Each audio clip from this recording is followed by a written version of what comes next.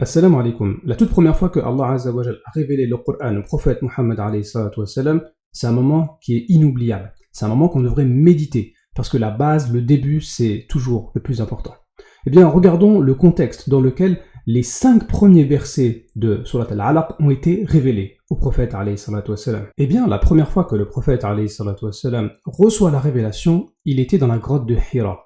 Mais pourquoi était-il là-bas ? Eh bien parce que le prophète alayhi salatu wassalam voyait auprès de son peuple énormément d'injustices. Ils adoraient plusieurs idoles, ils volaient, ils trichaient, ils mentaient, ils étaient violents. Et donc le prophète alayhi salatu wassalam, de par sa nature saine, il s'est isolé de son peuple. Et vous voyez qu'il n'avait pas encore reçu la révélation, et ça nous montre que Allah Azza wa Jal a mis en chacun d'entre nous une clairvoyance qui permet de distinguer ce qui est bien de ce qui est mauvais. Et c'est ainsi que vers l'an 610, à 40 ans, beaucoup disent à un lundi, le prophète alayhi salatu wassalam, pour la première fois, reçoit les premiers mots du Coran. L'ange Jibril lui révèle Iqra, c'est-à-dire récite.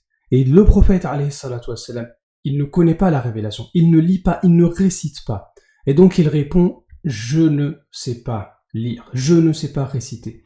Et c'est là que l'ange Jibril alayhi salam le serre contre lui d'une manière très forte et il lui répète Iqra. Et le prophète alayhi salam de la même manière, il répond je ne sais pas réciter. Et pour la 3e fois, l'ange lui répète encore Iqra, récite, et il le serre, il le presse contre lui. Et le prophète alayhi salam, il répond pour la 3e fois je ne sais pas lire. L'ange révèle au prophète alayhi salam Iqra alors que le prophète alayhi salam ne sait pas lire, mais c'est dans le sens lis à partir de maintenant, récite ce que je vais te transmettre de la part d'Allah Azza wa Jal. Et si l'ange le presse contre lui, eh bien, comme disent beaucoup de savants, c'est pour montrer au prophète alayhi salam l'importance de la situation, l'importance du Coran qui va être révélé. Il faut que le prophète alayhi salam soit concentré à 100%. Ça montre également au prophète alayhi salam, vous voyez cette difficulté, le fait de le serrer contre lui, ça va montrer la difficulté de la mission du prophète alayhi salam. Il va faire face à un peuple qui est injuste, un peuple qui va être violent vers lui.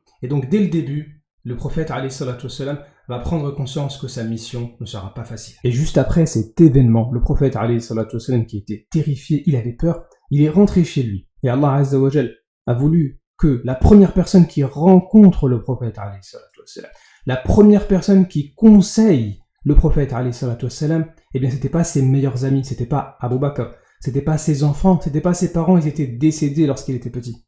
Donc la personne qui l'a fortifié dans cette épreuve, c'était sa femme Khadija. Et ça montre à quel point le prophète alayhi salam, qui vient de recevoir la révélation d'Allah Azza wa Jal, qui allait être le messager envoyé à l'humanité tout entière, il a eu besoin d'être assisté par sa femme. Et ça montre le rôle très important de la femme en islam. Le soutien qu'elle a apporté au prophète alayhi salatu wassalam. Vous imaginez, il vient de recevoir la révélation, ça allait être le messager envoyé à l'humanité tout entière, et il avait besoin de qui ?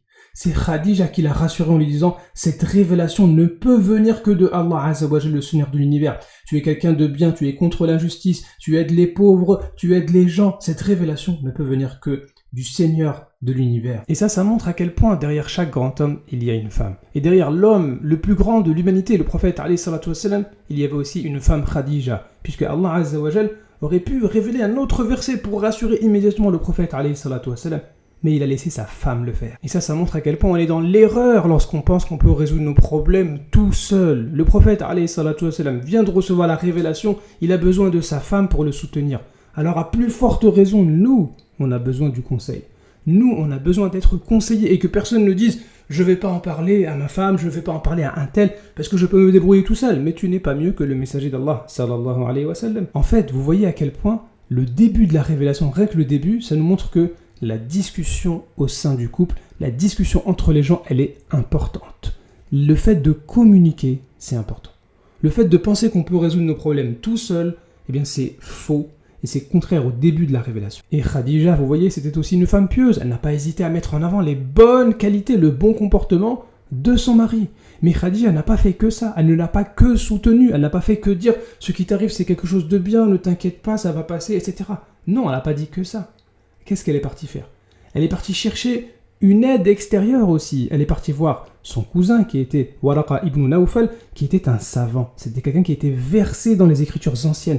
Il maîtrisait les anciennes révélations, la Torah, l'évangile. Et lorsque Waraqa ibn Nawfal a entendu la révélation transmise par l'ange Jibril au prophète alayhi salatu wassalam, il n'a fait que confirmer que ça provenait du Seigneur de l'univers. Les 5 versets que tu viens de me réciter, moi qui ai la connaissance des anciennes écritures, je peux te confirmer que ça vient du Créateur de l'univers. Et nous verrons, Inch'Allah, dans la suite de la vidéo, l'importance de la méditation de ces 5 premiers versets du Coran.